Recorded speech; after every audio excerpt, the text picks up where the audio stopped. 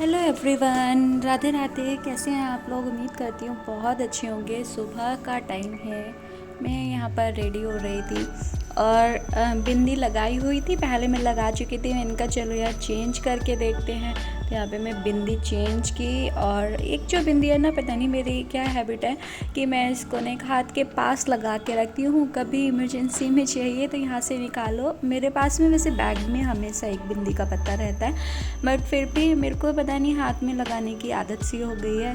एक छोटी सी बिंदी लगी रहती है। चलो यहाँ पे अपनी मांग भर लेते हैं, क्योंकि पतिदेव हमेशा बोलते सिंदूर लगाया करो। मेरे को पता याद नहीं रहता, मैं कभी तो लगा लेती हूँ कभी नहीं लगाती हूँ। मुझे सूखा वाला ज़्यादा अच्छा लगता है, लिक्विड वाला कम लगता है। तो चलो अपना सिंपल सा रेडी हो चुके हैं और दुपट्टा उतार लेते हैं पीछे से। जैसे कि हर मिडिल क्लास फैमिली के दरवाज़ों के पीछे कपड़े ज़रूर मिल जाएंगे, वैसे मेरे दरवाज़ों के पीछे भी टंगे हुए होते हैं।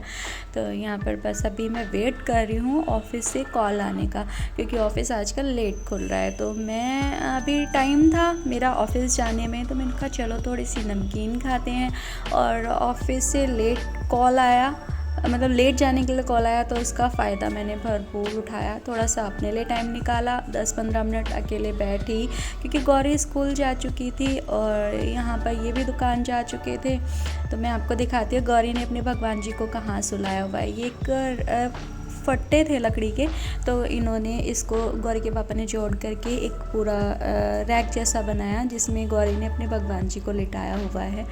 और यहाँ पर मैं कुछ बर्फ़ के पीस टुकड़े ले रही हूँ।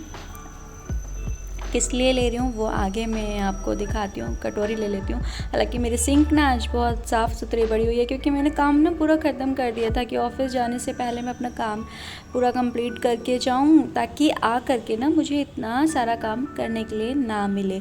तो मेरी एक नई साड़ी थी जिसमें मैंने फॉल लगाने के लिए दी थी, और उसमें फॉल लगाते वक्त उन्होंने, बच्चों ने, ये किसने कैसे किया मुझे नहीं मालूम, इसमें ना वो चिंगम होती है वो लग गई। अब मुझे समझ नहीं आ रहा था मैं कैसे इसको छुड़ाऊँ। तो मैंने, दीदी ने मुझे बताया था कि आप इसको ना वो बर्फ़ से छुड़ाना। और पता है ये चिंगम की वजह से ना उन्होंने छुड़ाया भी होगा जिनसे मैंने फॉल लगवाई। तो ये साड़ी यहाँ से हल्का सा फट गया। ये तो अच्छी बात है कि ये ना बिल्कुल लास्ट पोर्शन है, बिल्कुल लास्ट में, फिर भी मैं इसे छुड़ाने की कोशिश कर रही हूँ। एक्चुअली मैं धो चुकी थी इसे, लेकिन मेरे को ये चिंगम दिखाई नहीं दी थी। बाद में मैंने जब इसको फ़ोल्ड करने लगी आयरन करते वक्त, तब मेरे को इससे ध्यान गया मेरा इस पे, और मैंने इसको देखा। तो फिर मैंने सोचा कि चलो इसको अभी रखती हूँ, जब मुझे टाइम लगेगा तब मैं इसको क्लीन करूँगी। तो आइस को मैंने ऐसे रख दिया। वो निकल गई, जितना भी पोर्शन अभी लगा हुआ था थोड़ा बहुत, वो आराम से बर्फ़ से निकल गया। और इसको अभी मैं धुलूँगी साड़ी को दोबारा, क्योंकि अभी मेरे पास में टाइम है। इन चीज़ों के लिए मुझे अलग से टाइम निकालना पड़ता है, क्योंकि डेली रूटीन का जो काम होता है ना, उसके साथ में ये छोटी छोटी चीज़ों को ना बहुत ध्यान रखना पड़ता है। तो मैं इसलिए ना थोड़ा थोड़ा सा काम डेली ही समेटती रहती हूँ, ताकि मेरे ऊपर इकट्ठा बर्डन ना पड़े। तो चलो ये तो यहाँ पर क्लीन हो चुकी है। अब इसको, ये ऑलरेडी धुली हुई थी, तो मैंने इसमें बहुत ज़्यादा मेहनत नहीं करी। मैंने इसको सिर्फ डिटॉल वाले पानी में डिप किया थोड़ी देर, और बाहर तार पे डाल दिया।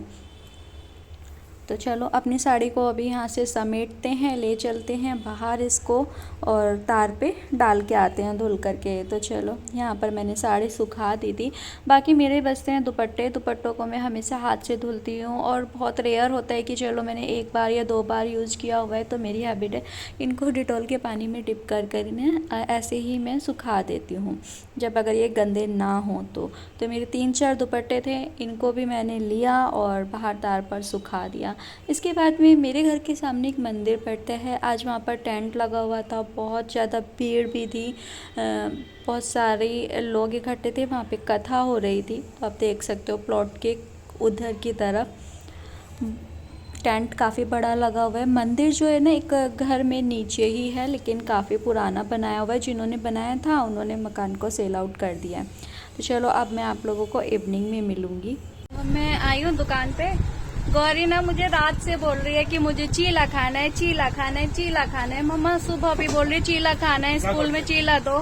स्कूल से आने के बाद बोल रही है मम्मा चीला खाना है। मैंने कहा क्या चीला खाना है? सूजी का चीला खाना है, बेसन का नहीं मम्मी चीला खाना है। चीले समझ ही नहीं आ रहे हैं। और अब मंडे मार्केट है आज, तो मैं नीचे आ गई। मैं नीचे आई तो ना मेरे सामने एक फ्रूट्स वाला खड़ा था, तो गौरी बोलती है चीला खाना है मम्मा, चीला दिलाओ प्लीज, चीला दिलाओ। अब चीला बताऊं मैं क्या? गौरी क्या खा रहे हो आप? दिखाओ इधर, क्या खा रहे हो? चीला। ये चीला नहीं है बेटा, ये राज की बात बता रही हूँ मैं, चीला नहीं है, ये लीची है। तो अभी वो दे रहा था, चेक करके खाना भाई, इसमें ऊपर की तरफ कीड़े होते हैं, इसमें ना आप कभी खाएंगे कितनी भी अच्छी लीची ले लेना कभी मिलेगा, तो ये वाला जो पोर्शन होता है ना यहाँ पे अक्सर जो है वो मिलते हैं, कीड़े होते हैं यहाँ की तरफ। तो ये राज की बात यही है कि ये चीला नहीं है, ये लीची है। अब मैंने ना ये इस तरीके से क्यों लिया, क्योंकि गौरी को अभी खाने थे, तो ये हम लोग अभी खाएंगे। और वो जो ऊपर से पूरा बंच वाला था ना, वो बोल रहा था 180 रुपये किलो। मैंने कहा भाई तो ये दे, क्योंकि बिल्कुल ठीक थे, बिल्कुल फ्रेश है एकदम, जैसे अभी अभी टूटे थे, किसी ने गुच्छे उठाए थे 2, मैं ये लेके आई। कहना कम से कम ज्यादा तो चढ़ रहे हैं।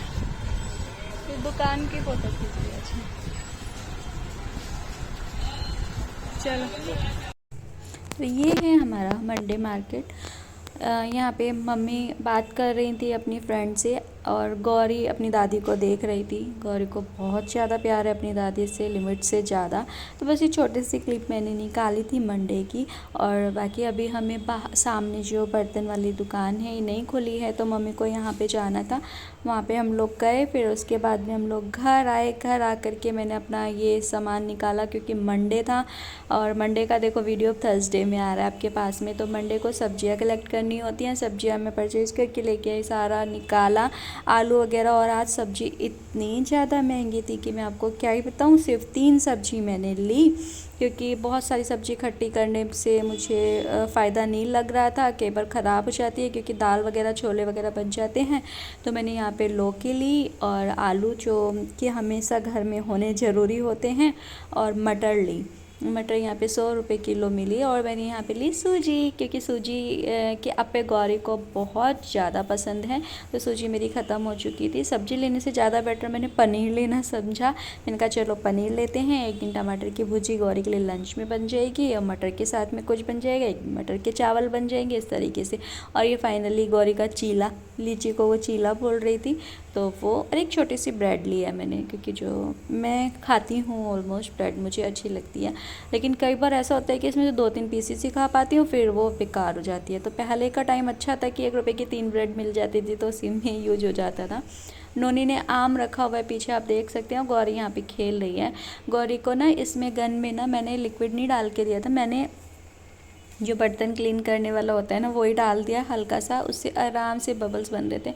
नोनी बड़े ध्यान से देख रही है, मम्मा मुझे केला देगी।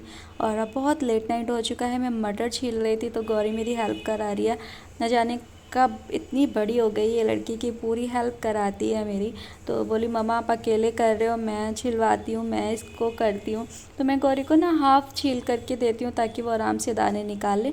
और गौरी से बातें करती रहती हूँ, उसके स्कूल की, उसके इधर उधर की सुनती रहती हूँ, तो आराम से काम जाते हैं। तो चलिए, चैनल को सब्सक्राइब करना मत भूलिए।